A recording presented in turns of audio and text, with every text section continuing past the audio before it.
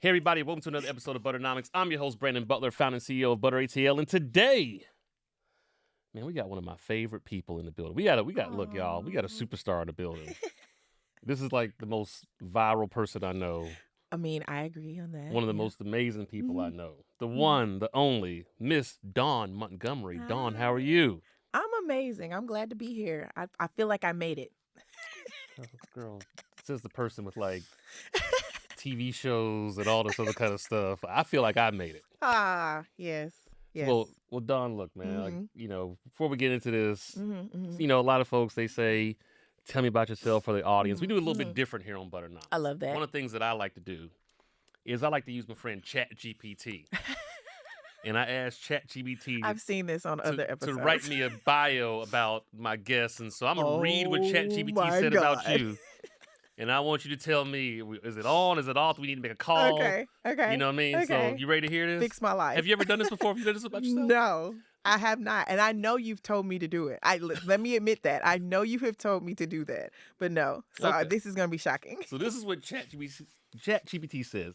Dawn Montgomery is a dynamic journalist, media strategist, and cultural voice based in Atlanta, known for bridging storytelling with strategic insight. Ooh. Originally from Mississippi, Dawn built her career in Atlanta, first as a model during featured in iconic campaigns like T.I.'s Cool clothing brand, before transitioning into journalism and sports media with outlets, including the Atlanta Voice.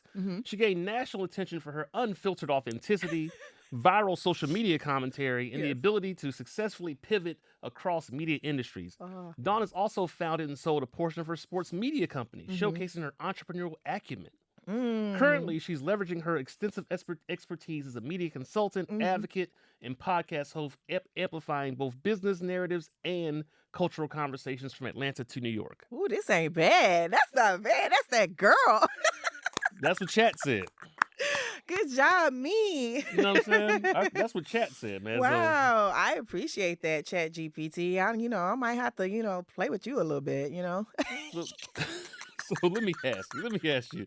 Look, again, like Chat just said, you've done everything. You've done modeling, you've done journalism, sports media, businesses. Like when you kind of look back, like when did you realize you could really start to like connect this creativity with business and like build something special for yourself? I think it was when I had downtimes to really think. Like when you think about the hustle and the grind that people put themselves on, especially when you're like on a career path, like you go to school, you have this major, you decide you're going to do something.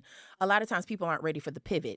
And I love a pivot. I actually look for a pivot. I'm like looking within 5 to 7 years of me doing something consistently. And I'm like, okay, do I stay here or am I ready to move on? And I think moving along the lines of like modeling, especially the type of modeling that I did around here, me being able to pivot and say, y'all know I was like Jet Beauty of the Week, and my goal really was to be a journalist. Like I said, I wanted to be a writer, so now I need to intentionally do those things. And I took some time out from modeling to kind of like pivot and transition into that. And the beauty of that was that I was able to hone in on what my voice would be. Because as you model, you don't really have a voice. You're always seen, not heard, right? But I think one of the beautiful things from my experience in working with T.I.'s Cool clothing, and shouts out to Hannah Kane, was when I kind of actually went viral for a billboard. And I think it was Jersey, and Representative, he wasn't representative. I think he was mayor at the time, Cory Booker. He's a rep now. He literally like slammed the billboard and talked about how, it's women like me that are fatherless that shouldn't be able to, do these things and represent our community. I mean, I think I'm doing pretty damn good now. Like, look at me, sir. Like, so a lot of times, a lot of people think they know people because they see them. Yeah. But I think there's so many layers to me that I think when people do get an opportunity to see me work as a business person or bring me into like brainstorming, like ideations or like trying to do strategy or things like that, they're like, wait a minute, you're actually smart. And I'm like, I mean, I am. Yeah. So that's always been a plus for me, to being able to understand when I can bridge those things and do it. Yeah, absolutely. And just kind of go back on that for a second. Like, how did you first get started in modeling? Because again, for people that don't know, man, let me tell you, like Dawn's been in some of everything. She's been in magazines, TV, videos, all this perm stuff. Boxes, Perm boxes, still, right? to this day. Yeah, like how did you even get involved in that stuff? I think it started when I came out to Atlanta during a downtime. Honestly, I was at the time I had left Fort Valley State State University after my freshman year. Shouts out to the Wildcats. And I had went home for a little while to take care of my grandmother. She had breast cancer.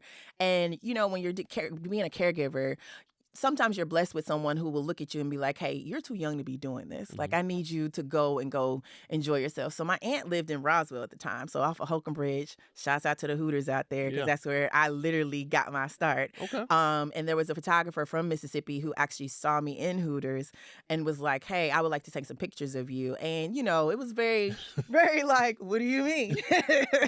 And at the time I trusted him, showed up. My aunt went with me. Like, she was like, oh, I like this whole setup. Like, it was makeup artist, hairstylist, stylist, all the things. And then it was like, oh wow, this is literally like a job. Like, this is something that I can get paid for. Mm-hmm. And he paid me for it. Like, my very first, a lot of people aren't going to say that their very first shoot, they got paid a couple of $1,000s to actually shoot, because most times you could do like, okay, let me barter with you. You do these shots with me. I'll just give you all the edits and you can build your portfolio. No, this man literally built my portfolio from ground up as well as his, but he paid me for it. Yeah. And that's when I knew, in anything that I do, if someone comes to me, even if they're like wanting to, go through strategy or like some sessions of consulting and stuff like that, I can charge for that, because you're talking to me, we're working through these things, and I can walk away from this and you can figure out if you know how to do it. But literally that was my moment in knowing, okay, I can do this. So what else can I do? And I was just ready to do more from there. Yeah, let me ask you, it's always interesting when you meet people that, again, like, they get paid for, I say, like, creative services and just doing what they do. Like, how did you learn how to value and put a number? Because, again, didn't the day, look, Georgia Power, they not taking Let photos, me tell you right? something. Them bills, they will give you the number. Right. Like, that's the baseline. Like, I think because for me, one of the beautiful things that I've always learned, and I learned this from my grandmother, she was a pastor of 2 churches, and her thing is that no matter what someone did for her, she found a way to pay them. Mm-hmm. If you didn't give her a price, she gave you one. And then it was like, if she continued to do services with you or work with you, she made you raise your prices. So me seeing her communicate that to us, knowing that eventually later on in life, I'm going to realize that a lot of people do undervalue Black women and our ability to do things that we do and how we show up. And it was like, oh no, I'm raising my price every time. I think there's times when I'm online and I go viral when I say, especially on Twitter, yeah, I got to raise my prices again. And like, people will realize, like, they'll go through, how you can go through somebody's timeline to see when the last time they said something based on keywords, and they'll literally go and look, you just did that like 3 months ago. Yeah, I'm realizing that for something that I just did, I could have charged double that. And it's okay. But at the end of the day, for me, it's like, I'm always going to find that number. I'm going to keep going. I'm going to keep raising it. And it's a beautiful thing too, because it's like, when you do get paid, somebody pays it up front, they don't question it. Yeah. You're like, shit, I should have been doing that this whole time, Like, I could have been reaching for the stars. But I think that's also another thing for Black women just in general. We feel like we kind of feel guilty sometimes, when we want to charge people, especially people we know. Yeah. And I'm like, no, I'm charging you too. Yeah.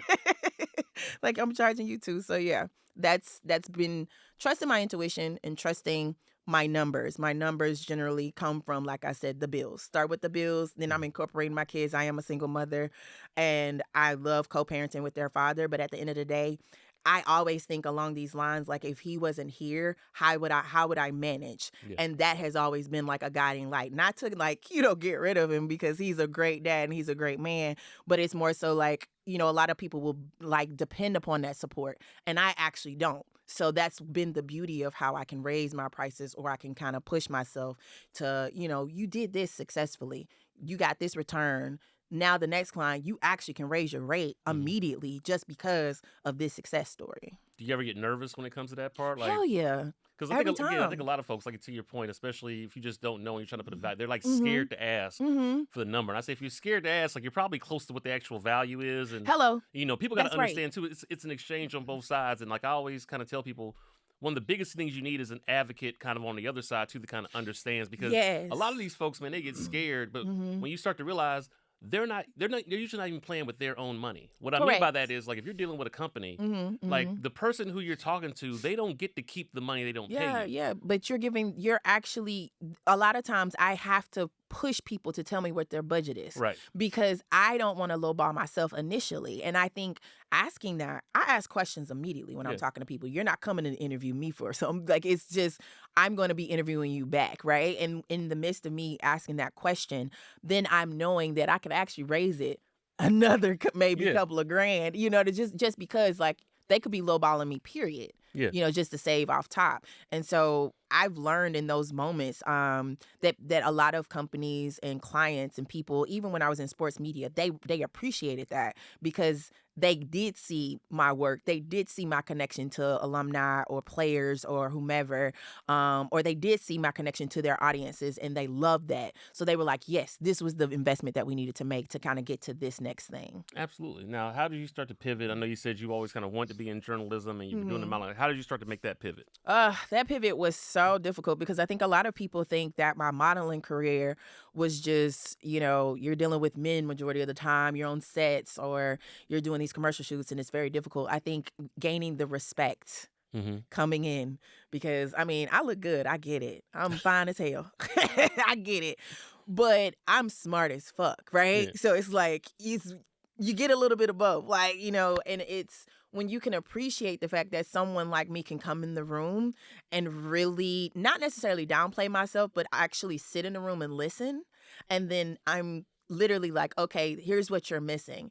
And in those moments, people will look beyond what they see and they're like, okay, we need to know more about what you do, or we need to know more about how you're doing that, and gaining like people's respect and trust. Like, I think also too, coming from modeling, my first full jump into journalism was dealing with sports media. I should have went another way.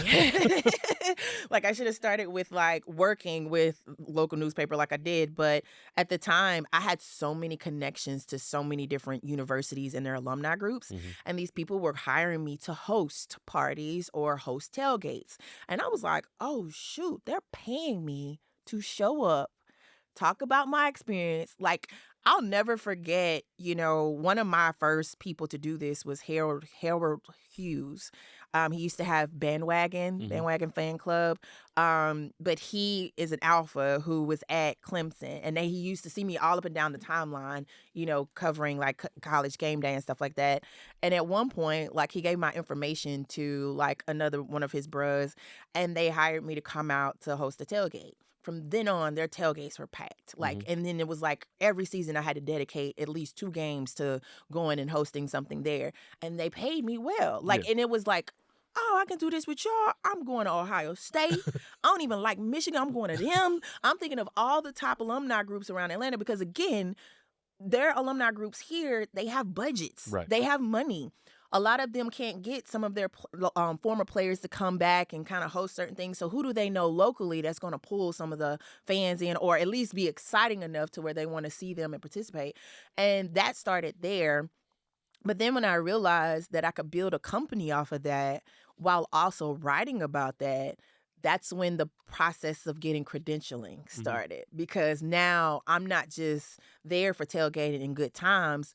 I actually need to be on the sideline, or I need to be in the press box. I need to really be in the room with other people who they're writing these game day stories and they're doing it for their outlets. But for someone like me, I could take that, put that on my website, and now I've got like people like Vivid Seats reaching out to me because now they want to run something, based off of my experience in a particular stadium where they're trying to get their sales up. Yeah. And that ended up being a proof of concept for any other school that I ended up working with. And one of the first schools that credentialed me was Georgia State. I'm always give credit to Georgia State. I was there from the inception of the football program, and it was one of the most beautiful things I've ever experienced. And like, to me, that was bigger than Super Bowls that I covered. Like, it was to see a program from talk to actual launch to you see the actual product, and then they had a couple of winning streaks or what have you, and to be a part of that, it was a good ride. It was a good ride.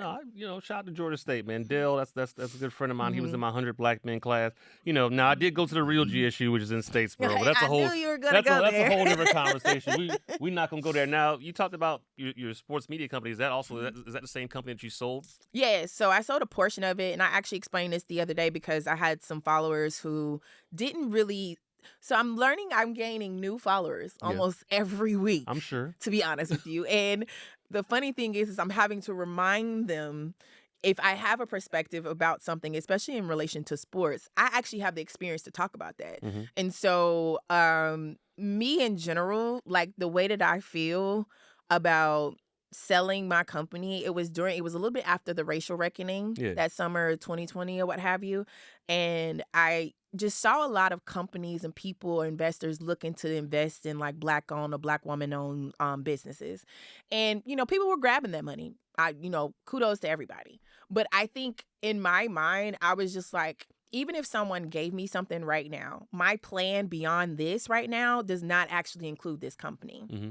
So how can I make a return off of this? How much I've invested in a couple, I think I maybe did like 8 to 9 years in it. Yeah. So again, that 7 to 10 year window where I'm now realizing I'm getting ready to make a pivot, but I want my money back. Mm-hmm. Like, this is the one time that I can probably pitch this to somebody and they would pay for it. And luckily I ran across 2 guys who had been following me, an Asian guy and a white guy, and I'm very specific on that. I can't say names, of course, because of the contract and stuff, but I'm very specific in that just because they genuinely came up to me and were like, we don't want to buy your whole company, but there's something about the data that we feel like you may have that we need to launch what we have going on.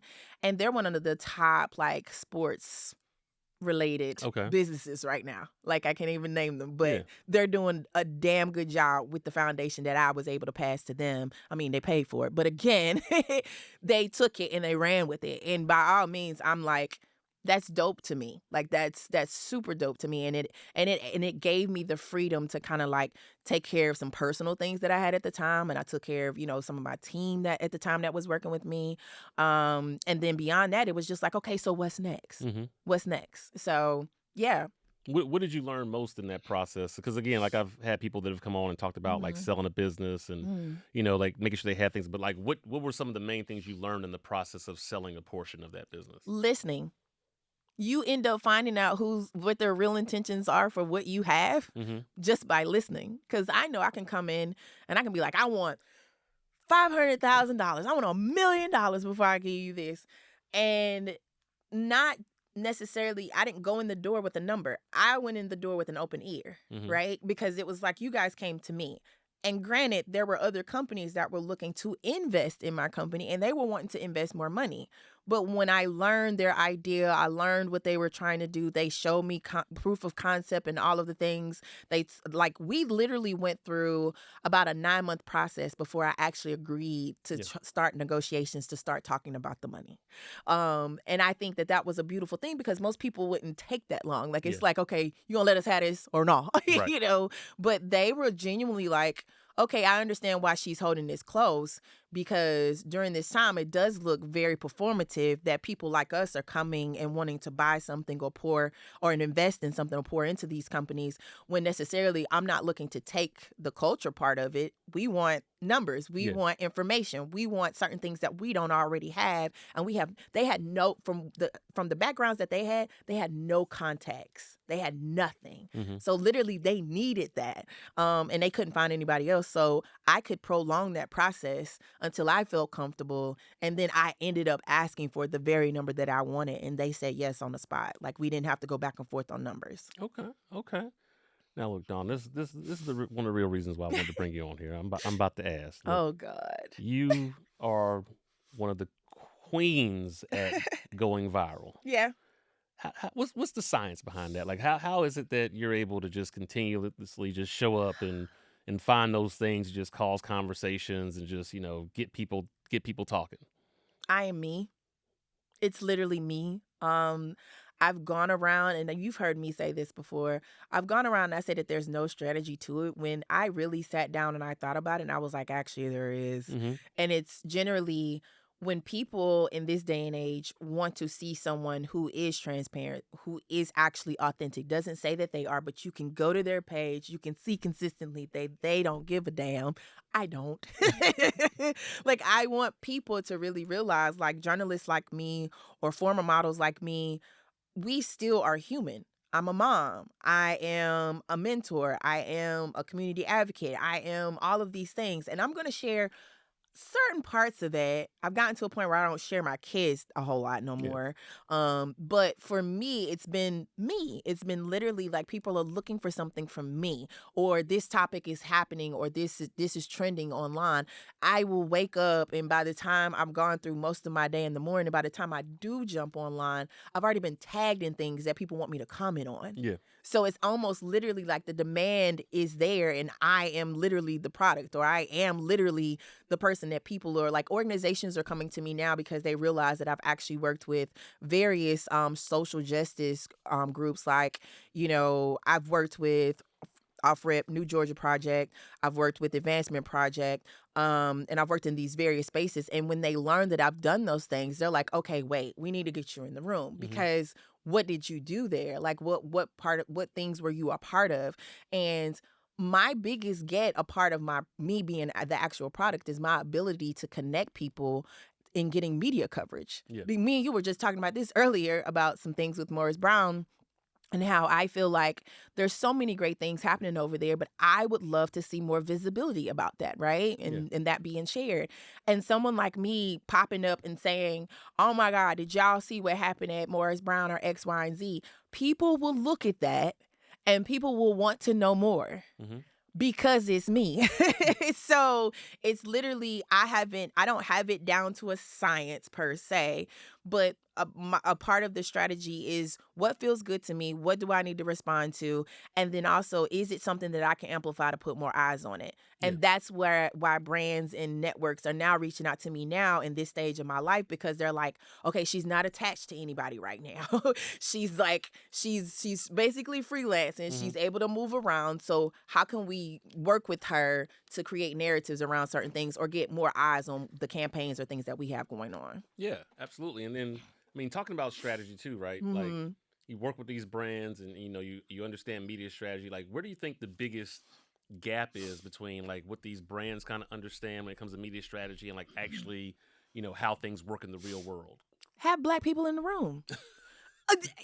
Like, if I'm honest, Brandon, and I'm pretty sure you know this as well, having someone, and I don't even mean one person. You're gonna need multiple with different backgrounds. Someone that has a lived experience, to where when you get to the table, they're like, that's not gonna fly, and let me tell you why. And then you need to listen to them. Yeah. Because that's gonna save you crisis comms situation, right? Like, it's like, because at the end of the day, you want to go through that, and you thinking bad press is all good press or whatever. To me, that doesn't exist. Bad press is bad press. Because people are going to remember that. So for me, it's mostly every time that I have been called in certain situations, even when there's like Black-led companies and things like that, there are certain people that aren't in those rooms that have said lived experience, to where they can come in and they can shift your strategy. Yeah. But you have to be able to listen to them, right? I think that's partly another reason why I do a lot of work outside of Atlanta. I've done a lot here, you know this, and I've been in some rooms where I haven't publicly said that I was a part of whatever was going on, and that's intentionally just because I respect my relationships. But beyond that, when those people start talking, there are people out of the city who are now like, oh, we need to get you here. Like, we need to get you over here with what we got going on. And I'm going to go. Yeah. You got to check. I'm going to go.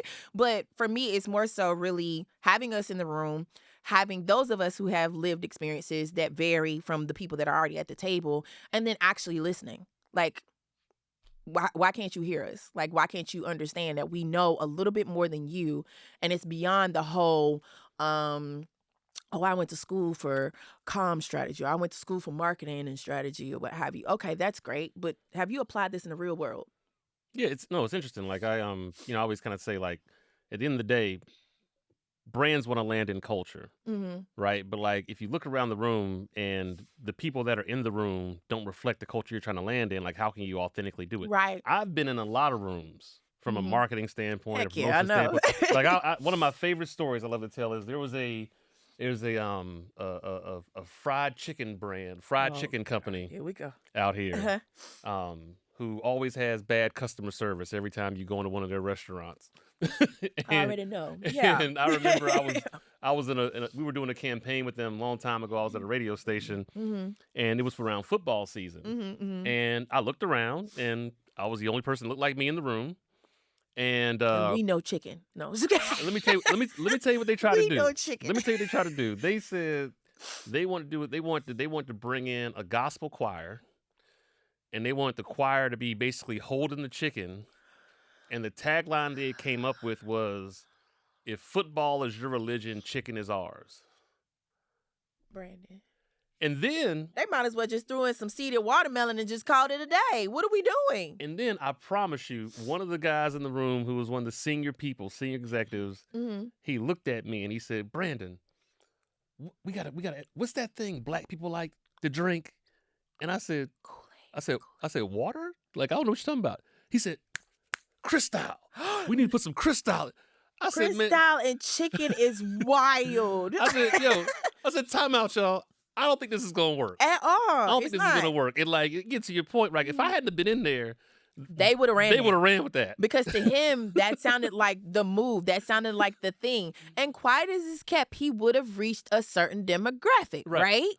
But the thing about that is immediately those of us who can recognize the gimmick around that, that can recognize you stereotyping around that, it's like, we're about to call you out. No, you can't do that. Like, you know, and then you're going to have to pull that. And now you've done all this ad buys, marketing buys, like you've done all of these things and you've wasted all this money because you didn't have somebody like you in the room. And people don't understand. I was talking to another buddy of mine the other day.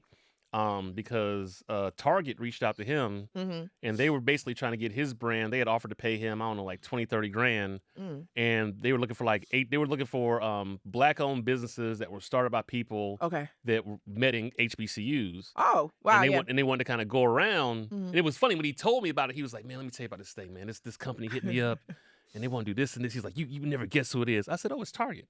I already know. Based off of what they're looking for. I said, "It's Target." I know and he was like, because "Yeah, it is." they know the culture and if they get in there. But like I told him, I said, there's a couple things you got to realize. Like, one, if you go back to your HBCU with a big Target logo, good luck above you. You know what I'm saying? I said you're going to have a whole nother set. Like, and a lot of people, see, you talked about crisis comms earlier. Right. Like when I was at Edelman, I was on the crisis team. Like, these people don't understand. Like, we bill 2.5, 3 times our rate on, like, crisis work is very lucrative, right? And that's what I was telling him. I was like, bro, like, all money ain't good money. That part. Like, Thank you. You can take that check. Thank you. But like, what it's gonna do for your brand, for you locally, like when you go back, they're gonna associate that with you. And you built this from the ground up, so people trust you. Yeah. So when you do attach yourself to someone that they're not trusting right now, it's like, what's wrong with you? Like, are you really the person that we've been supporting all this time? You know, and you feel jaded when you see people do that. I mean, people are jumping about that with Kai Cenat right now. I mean, me personally, I had to have an extensive conversation with my 14-year-old who just, because he's all, you know, that generation, they know all things about streaming. And he's like, but he got him and his homeboys on. And I say, him and his homeboys are actually kind of dumb unless they do these things, right? Because again, even if he didn't know up front, I think if he pays attention to the critique and all of the response from it, and he makes some adjustments to where it includes the community, and then he gets them to the table with the people who have been leading the boycott and having those conversations, then by all means, I will bow down to Kai Cenat. But if it doesn't lead to something like that, where it also includes you getting the community, a check, you're getting a check, bro. And I no longer have any respect for you because you done sold everybody out because you're trying to make your bottom dollar. Yeah. And technically, he doesn't have to do that. Yeah, like little less told my friend. I was like, man, I said, honestly, if I was you, what I would do is I would go back to them and I would say, look, I would do this, but y'all need to donate $1 million to our school. Boom. Or matter of fact, I said, because here's the thing, like at the end of the day too, no matter how much money, even if they donate, it's not going to be enough. Like somebody's going to say something. Correct. So if you get $1 million, somebody's going to say, like, that's a $20 billion company. They should have gave y'all, like, it's always going to be, they could have done more. I said, but I think what you have the ability to do now is you have the ability to go back to them and say, look, like, we'll do this campaign with you on these terms. Yes. And the terms is, I need you, you know, or I said, look, or get them to donate $10 million and go to 10 different HBCUs. There you go. Around and like do this whole thing. Including, you know, like, understanding that they have to come out and say they understand why people were boycotting them Right. and them not realizing that they should have sat in their own boardrooms and brought people to the table before they made a grand announcement that they were divesting in DEI. Like all of those things are super important right now. And I just think people have to understand when companies are divesting, find the ones who are still investing. Like it's let's pool our support over there. And then anyway, we're supposed to be supporting each other in the first fucking place. So it's like there's ways that you can find ways to not deal with Target, because the consistent thing that I still see to this day is people are still going to Target for certain things because they don't know where else to go get it. And I'm like, what the hell are you buying there that you can't buy somewhere else? Trust me, you can find a website for the product or the brand. They're there because 9 times out of 10, if you were in Target, you had to have a website. Yeah. So it's like, don't use that as an excuse. So I'm not excusing any of that unless you are doing what you say, making sure that they're investing in us in some capacity. And it's a grand gesture, as not to like just jump into the culture, but more so saying, we know we were wrong. We're trying to make it right. Here's what we are trying to do. And then people can make their own judgments on whether or not they want to continue to shop with you or deal with you. Yeah, like it's interesting, man. Like I mean, you were just like talking to different folks about it. Like that's one of the things I've kind of said too is I wonder if, and we're not gonna have a whole conversation on Target now, but like I kind of wonder sometimes if it would even make more sense to, instead of just flat out boycotting them, to say, you know what, let's organize everybody. I want y'all to go buy every single Black product there is in Target and empty those shelves out. So, and I've heard that, especially through our Black press coverage with all of the Black newspapers across the country. And Dr. Ben Chavis has been a huge leader in working with, like, Reverend Dr. Jamal Bryant and all of them, and as well as the original people who created the boycott in Minneapolis, actually. And to me, in that coverage of seeing that, my response to that was, I'm sorry, I'm still not physically going into that building. Well, yeah. Because even my purchase, like if you think about the tax or you're thinking about the other things that they incorporate into the price, that still benefits the whole corporation versus not just paying for the product per se. So that's why for me, that's almost been a telltale conversation for me with some people. I'm like, if I hear you say that you still shopping at Target, stay over there. Stay over there, because if you don't have the critical thinking skills to say, they're doing this thing, a lot of people disagree with that, and I should be in that pool, and I need to realize that I can go support another business that has the same products, or I can support that business directly by going to their website, then me and you can't talk. And like, especially Black folks, they made it a part of, like, it was Target. You know what I'm saying? Yeah, like we created a culture around Target. Like the TikToks around Target shopping and things like that. That was us. Yeah. That was us. So the fact that you say that you're removing this thing, and yes, I even had like a couple of like marketing people and legal folks in the legal field, kind of break down what it actually meant for them to say that out loud. I was like, but it was still wrong. You have to break that down. That doesn't mean that we're getting rid of the products in here. That doesn't mean that we're stopping contracts that we have with Black-owned businesses. This is what it actually means. Yeah. You say that. They didn't do that. So therefore, now they're still in crisis mode. Right. Yeah, they didn't fill in all the information. I just, I think that, again, we're getting ready to come up on back to school time soon. Right. I think if we can hold on through back to school, listen, we're gonna have some real leverage. Baby, the way I'm like, okay, are we really boycotting Dollar Tree and Family Dollar and Dollar General? Because where am I gonna get the paper from? Where am I gonna get the pencils? Like, and the funny thing is I've seen at local gas stations, especially because I've been traveling a lot, I've been seeing at local gas stations where there are certain products in there that I've never seen before. So maybe these gas stations are waking up to being like, okay, if they're not going here, which we know is a huge store in our city or area, then maybe we can contact some of these companies and have this stuff in here. I seen loose leaf paper in a gas station. Yeah. I've never seen that. I'm gonna be honest with you. I've never seen that. I grabbed like 5 packs, you damn right, and a bucket of chicken. All right, so we good. So, but in general, for me, it's like this is a major opportunity for people to really create lists where people can go to get said supplies and things like that and support them. See, this is why, and you know what? I've been saying this for years. I'm gonna start me a trash bag company. And people laugh at me when I say that. But I'm like, I always laugh. And this is like the third time I've heard you say that. I'm like, but let me tell you, like, y'all don't care about Glad and Hefty. Don't. And I had me a black. You know what? I've been looking. I'm gonna go Listen, start this black-owned trash bag company. You do it, and I'm gonna find out. I've been looking for the who does wholesale for like recycle bins and trash Yeah. bins, and we'll go into business together, man. Man, I'm Let's saying, make it work. like I'm telling you, man. I'm telling you now. I mean, again, obviously with this, you know, you've got a big, strong stance on advocacy.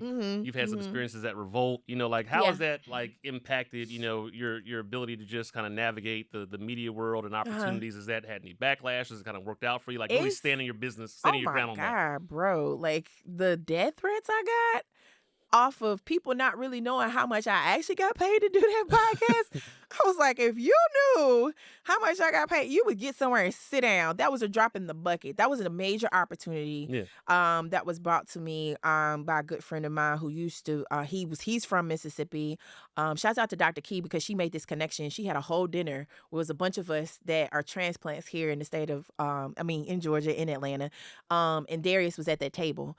And Darius, after hearing my story, because we all got to share what we do and all the things, Mike was there, and some other people. And it was like, he was like, I might need to get you on the show. And I saw it as a major opportunity. Hence why I was willing to take, how much I was getting paid and the opportunity itself. But I think a lot of people also have to remember when you're in those type of spaces, you're not an actual employee to said company. Right. You're a contractor. Right. So 9 times out of 10, you might not have to deal with one of the main people. But my pushback on that was me knowing certain things that I knew, and then me being a survivor. If it were me and I had someone I actually supported or listened to on the podcast network, and that person still showed up to go to work or still showed up to do another season or still did whatever they wanted to do, how would that make me feel? Again, this comes back to me and how I feel. And literally my intuition was just like, okay, let them people know that you're thinking about, leaving, or that you want to hear something from leadership, and give them a little time before you make a decision. And when I didn't hear anything, I was just like, okay, I'm gone. And I get it, that's not a major loss to them in a sense, but to me, I literally had to make a decision that I would be proud of. I wanted to actually have a series of episodes on the next season of that podcast that talked about sexual abuse, manipulation, coercion, things like that of that nature, like literally around that survivor conversation, because we had women previously on that podcast who were survivors and had turned that into something else. You get what I'm saying? So it's like, oh, let's go a little deeper in that, because I feel like everybody has a story and they have something that they can share, but how do you get past that? And that was something that I felt would have been beneficial to the audience. But when that happened, it was like, how can you carry that out knowing that this is happening and leadership is not saying anything directly at the moment? Because again, I think they were somewhat blindsided themselves, especially for some of the people that I can remember that were in position or what have you, and then go from there. But I literally had some dark days dealing with that, because it was like me making that decision. Then like my full-time job at the time realized that I was working on a podcast. God forbid somebody needs some extra money on the side and they want to work in the evening. Right. Then it was a matter of like, at the time I was somewhat dating this guy, and when he saw my tweet, he was like, you don't even know if he's guilty. And I'm like, bro, you actually know my story. Yeah. So for you to be like, give him a chance. No, I can't. And then when video came out, that's when I got a text message from him, because I shut it off. Again, you know me. If I don't deal with you, I just don't deal with you. But when the video came out, he was one of the first people to apologize to me. He was like, no matter what transpired or what is in those court documents, you read that first before you made your decision, and you gave them time. So I respect you for even doing that, because most people would have just made an impulse decision, and it wasn't an impulse decision. It was very calculated. I talked to my therapist 3 or 4 times before I made the decision. I talked to my entire family. My mom is a pastor. I talked to her because I felt like, if I did go viral yet again, which is what I did, and I was like, I didn't think nobody was paying attention to me at that time,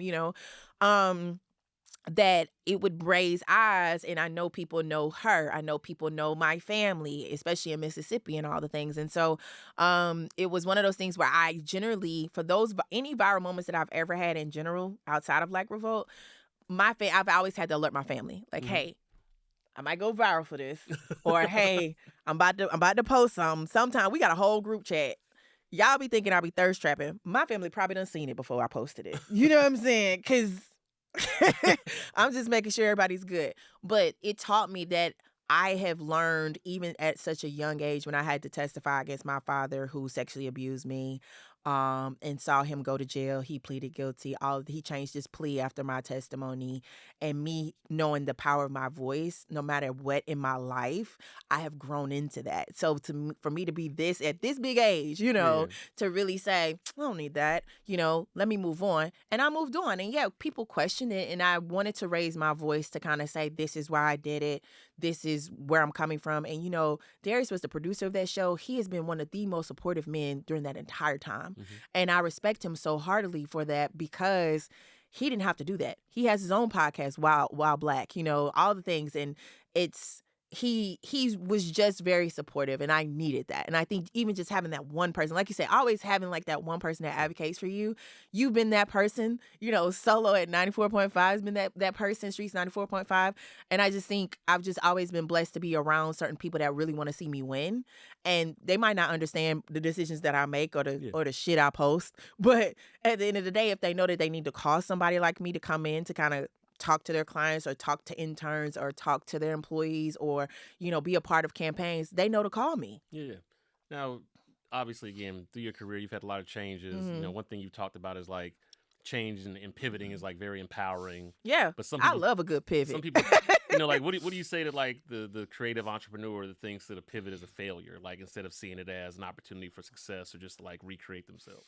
So to me, when people don't want to pivot, they find themselves in very low places. So then you start making certain decisions that would not align with anything that you're trying to do in the future, right? Also mentally, because I'm a big advocate of mental health, you will find yourself in some of the lowest places that if you had just made an adjustment, or if you had just made a pivot, or if you had just rebranded, or if you had just gave it up, like just that's not going to work. It's time to move on. To me, it's just you have to really be able to let go. And I think the beauty in what I've consistently done, and anybody that has followed me from when I was a blogger to model to journalist to all the things, y'all know when I'm not satisfied or if I don't feel like I'm doing or I'm living up to my best potential in something that I'm doing, whatever role, position, this can be in any aspect of life, I will leave. Like, as my ex-husband. Like, I will leave. And that's not to disrespect him. It's just more so like he didn't believe it until I did it. You get what I'm saying? Yeah. And I think that that's such an empowering thing, because when you decide to leave, yes, you do have to start over. Yeah. Or yes, you might have some pieces that you can take with you to build upon. But to me, I love a good Lego moment. Like, now I've got bare pieces. Now what can I build from that, right? And I think a lot of people don't really think that I'm going through those things just because I'm showing a very human and fun side of my life just because I'm in a really good place in my life right now, and I'm over 40. Yeah. You can agree to this. Yeah. We are very happy to be here. I say it all the time. I'm just happy to be here. We are very happy to be here. So when I say if there's a pivot moment, I don't even think twice about it. I might question it. I might give it a minute, like a day or two. But if I need to make a change, it's done. Like, I'm not, move on. And I think as creatives, you stunt your growth when you don't do that. Like, you don't even understand that there's another opportunity waiting on you, right? Yeah. And I know it's difficult, but baby, find a therapist. That's one of my first things. Find a therapist, and find somebody that can be like your accountability partner. Yeah. Those two people, you're gonna get through that. Yeah. Look, one of my favorite quotes I tell people all the time is, you don't have to keep making a mistake because you took a long time to make it. Ooh. I don't think I've ever heard you say that. I got some bars. I got some bars out here. That is a bar. Why don't you I need a bar book. I got some bars up in here, but that's really good. That's a good point, because if you look at that too, if you remove professional, right? Think about personal. You'll be in a relationship knowing that shit ain't working out. Yeah. You'll be in a marriage knowing that shit's not working out. for the sake of the kids, or the relationship we've been together since college. I don't give a damn. It's no longer working. Yeah. And it's okay. You can move on. And I think that's the beauty of, like, even with me bringing up my ex-husband, you know, we co-parent very well and we respect each other. And I'm like, shit, that's all I wanted. Like, it's like, damn, how come I can't get that during the race? You know, we could have been best friends, you know, like, but we're good. We're good. And I'm proud of that. Like, even my oldest son's father, that's one of my best friends. Like, he was one of the first people to call me when I made the decision and he saw it go viral. I'm thinking of you. What do you need? You know we love you over here. He has a whole ass wife. You know what I'm saying? And she was cool. She sent me a text message. She was at work. She's locked in. But she's like, hey, I know he gave you a call. Like, we're proud of you. Like, we love that. And so to know that I actually have people support in real life, the moments that I go viral or get dragged or drugged or talked about online, that does not amount to that. Yeah. And it could easily be 3 people over here amongst thousands of people online. But no, I'm not worried about that. I'm not worried about that at all. No, man, this is good. Look, before we wrap up, Dawn, I just want to ask, like, you know, you've done all kind of stuff, but like, what's something that you've done that you're really proud of professionally that maybe like hasn't gotten the spotlight, but it's really kind of shaped who you've become as a person? Me right now, what I'm doing right now with OK Player, my podcast, to be clear, I'm so fucking proud of that. Yeah. Like, it's almost like, how do I say this? I've always had doubts about being up front. You know this. Me and you have talked about this. Visibility does scare me. For me to be that viral all the time, the visibility does scare me.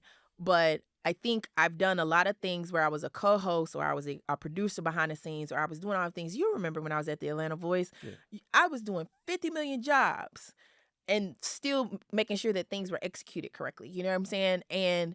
But for me to really say to myself, at this time, you're leaving this full-time job. You just walked away from this other podcast and you have these various networks reaching out to you that want to work with you and they want to center a show around you. Why are you doubting yourself in this moment? It's time for you to step up. Yeah. And literally, I know people say that they hear God and all the things, and I've only heard him a couple times in my life and every time I've listened. But this time it was like, when you do it, I have you. When you do it, I have you. Sorry, excuse me, what? I'm jumping, you know? And that process was literally, I want to say all of that went down with Revolt, November 2023 in a sense. I want to say the last phone call that I took from a network was OK Player. And one of the first things that I should say, the CEO of OK Players said to me on that call, she said, hey, before we get started, I want to know how you're doing. Everybody else, we want you to be on our network because we can see blah, blah, blah, blah. In my mind, I'm like, you don't realize that I actually see that you are trying to jump off of the momentum of me leaving this network and you wanting to gain that and all the things, not realizing that I'm a person. And here it is, this Black woman says, how are you doing? I was like, I'm sold. What y'all want me to do? Like, use me. You know what I'm saying? And it started December 2023. And we did like auditions for a co-host. They trusted me on that. We had like 12 applicants for that. We got to the 4th one. That was Freddie B TV. And I loved him. Energy, chemistry. Like, we didn't have to fake nothing. We didn't have to figure stuff out. And I was like, stop the auditions. I want him. Like, he has to be it. Me and him stayed in touch. We ended up learning that we had mutuals. Come to find out, he even went to school with eToro. You know what I'm saying? At Tennessee State and Marshall. Rest his soul, Marshall Lattimore.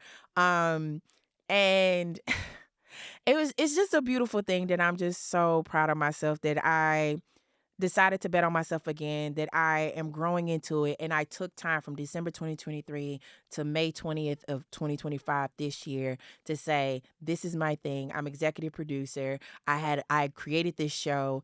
I basically, like, if I wanted to walk away from all of this, I can go with a proof of concept because look at the damn views on this shit, right? Like, look at the engagement that it gets on OK Players, like social channels. A lot of people were so like, this is weird because it's different programming for them. But now they're like coming back. They want more. They want to see more guests. They're not realizing that I know a lot of the people that I'm bringing on the show. Like, I think I've told you before where people are very shocked that I know certain people, you know, and that's just in any industry. And I'm like, that's just because I'm not always taking a picture with these people when I'm with them. Right. I trust my relationships. So I'm extremely glad and proud of myself that I've gotten to this point and that I've done the work to get here. Everything was leading up to this. And even if this stops at season 1 and I've got to pivot to go to something else, I'm damn proud. Like, it's like I can walk away and be like, oh shit, I can go find me something else, you know, and it is what it is, because again, it started with me. It begins with me, all the things, and it's going to end with me. Like, I'm the product. It's me. And beyond that, like, understanding that sometimes when you're down, when things are just you have to have other things that you have going on that brings in different sources of income. So for me, it's like, even if this one thing stops, I have these other things coming in or other things that I'm doing, because I'm also working in other spaces. So it's amazing. Well, look, Dawn, congratulations on all the Thank you. success. You know, as always, you're killing it. You're one of my favorite people out here. Very proud of you. Before we get out of here, please, how can people find you, follow you, support you, give them all the things? Not that y'all need to find me, because y'all probably know where I am, but if in case I am new to you, you can find me on Twitter, because I call it Twitter, not X, @_Dawn Montgomery, and that's Dawn, DAWN, because a lot of people DON. Oh, excuse me. I'm on Instagram. I am also on Blue Sky, same name as well. I just got on Facebook just for the show. Okay. It's stressful over there. Yeah. I am on Spill as well every now and then. But outside of that, I mean, I also have, like, in my link tree on Instagram, ways that people can email me or book a strategy session with me. I can talk strategy about anything, literally, because I have certifications in a lot of things. So I'm here. Absolutely. Absolutely. Well, Dawn, we appreciate you. Congratulations. Keep on going out here killing it. You know, I appreciate you. You know, that's always say, I appreciate y'all, you know, stopping the PJ for a second and stopping by before you go. I haven't gotten to the PJ yet. Did you not see my tweet about a week ago? I need more friends with PJs. Like, if you got a private jet, come talk to me. Like, we can barter. I will work for free. Like, I'm not kidding. But no. But no, thank you so much for pulling up, Dawn. And with that said, we out. That's the pod, y'all.